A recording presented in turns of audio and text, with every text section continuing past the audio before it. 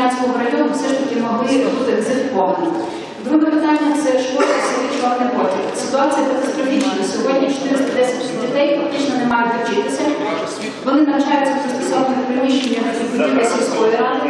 Відповідно, також питання, які плани і пропозиції в області дофінансувати цей об'єкт, крім тих 330 тисяч, які в залишках розподілені, і прохання будете врахувати це в загальному переліку на ДФР. Дякую, пані Олесі, за запитання. По першому питанню, цих біля 700 тисяч по завершенню проводу Надвірна Ланчин планується профінансувати з ДФР. А по школі Чорний Потік, це одна також болючих тем, ми постійно розмовляємо на цю тему з керівником районного Олександром Мельником. Щороку ви знаєте, що виділяються кошти, але ті кошти по 200-300 тисяч, вони недостатні для того, щоб зробити великі обсяги робіт.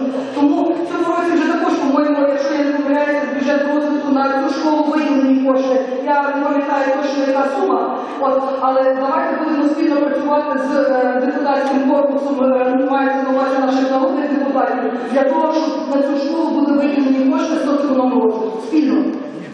Дякую.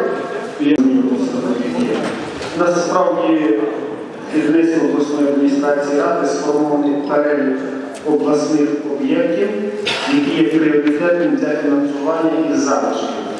Одна частина таких об'єктів вже є зареалізована, кошти пішли. Наступна частина – це спільне розпорядження договорів. І я передбачаю, що серед тих об'єктів, як ви говорили, Олеже Романович, буде власний оцей об'єкт. Ми там відвідували його, я переконаний, що в організації були. Під час робочої поїздки керівництво обласної ради на тому об'єкту було, ми це все бачили, і дійсно невеликі кошти. Олеже Романович. Дякую, Олександр. Я повністю підтверджую те, що кошти будуть з вільного залишку, не з ДФР. Олександр Олександрович був на цьому об'єкті, я був на цьому об'єкті. Ми закінчимо, всі взяти на себе зобов'язання в цьому році, тобто 2017.